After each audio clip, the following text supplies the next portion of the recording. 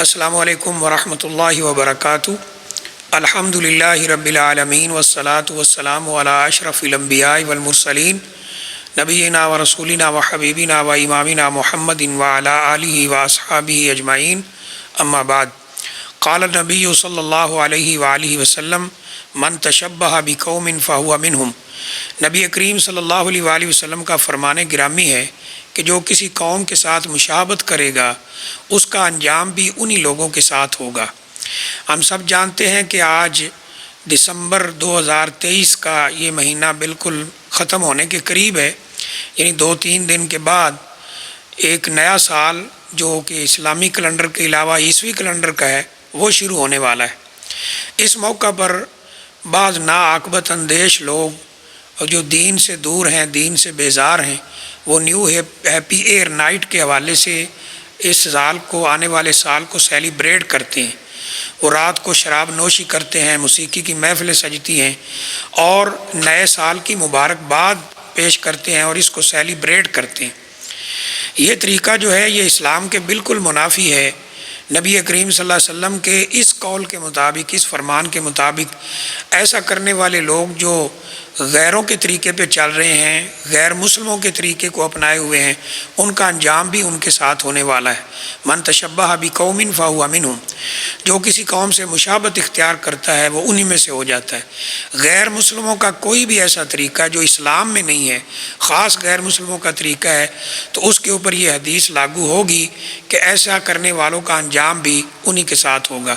دوسری ایک لاجیکلی سی بات ہے، عقلی سی بات ہے کہ جب ایک سال ختم ہوتا ہے تو ہر انسان کی زندگی کا ایک سال اس کے ہاں سے چلا جاتا ہے۔ وہ بندہ اپنے حساب و کتاب کے قریب ہو جاتا ہے، وہ قبر کے قریب ہو جاتا ہے، وہ حشر کے قریب ہو جاتا ہے، اس سے سوال و جواب ہونے ہیں، وہ امتحان کے قریب ہوتا ہے۔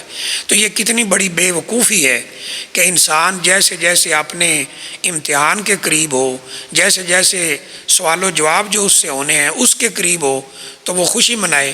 خوشی منانے کی بجائے عقل مندی کا تقاضا یہ تھا کہ وہ اس کی فکر میں پڑ جاتا کہ میں نے پچھلے سال میں جو کوتاہیاں کی ہیں میں آئندہ سال میں نہ دہراؤں۔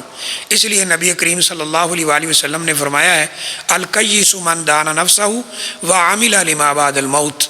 عقل مند وہ ہے جو ایسے اعمال کرتا ہے کہ اپنی اصلاح کرتا رہتا ہے، اپنی اصلاح کرتا ہے اور ایسے اعمال کرتا ہے جو اسے آخرت میں کام آنے والے ہیں۔ فرمایا الکیس من دان نفسہ وعمل لما بعد الموت۔ عقل مند وہ ہے جو ایسے اعمال کرے جو آخرت میں کام آنے والے ہیں اور اپنی غلطیوں سے سیکھتا رہے، اپنی اصلاح کرتا رہے۔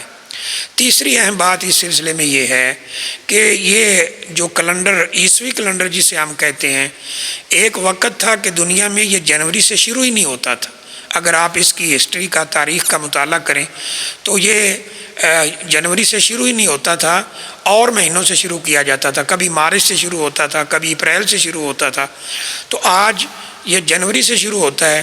تو یہ بات بھی عقلی طور پر ہی غلط ہے کہ جنوری سے سال شروع کیا جائے۔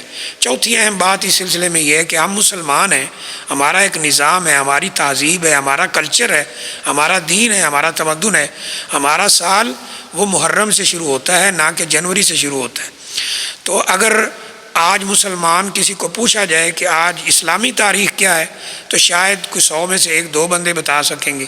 یعنی اس کو ہم نے اس قدر بھلا دیا کہ آج اس کا پتہ ہی نہیں ہے، اور جو غیروں کی چیز تھی اسے اس قدر اپنا لیا کہ اس کا سب کو پتہ ہے۔ تو بہرحال یہ رات سیلیبریٹ کرنا، اللہ تعالیٰ کی نافرمانی کرنا اور اللہ کے حکموں کو توڑنا، شیطانی محفلیں سجانا، یہ غیر مسلموں کا طریقہ ہے۔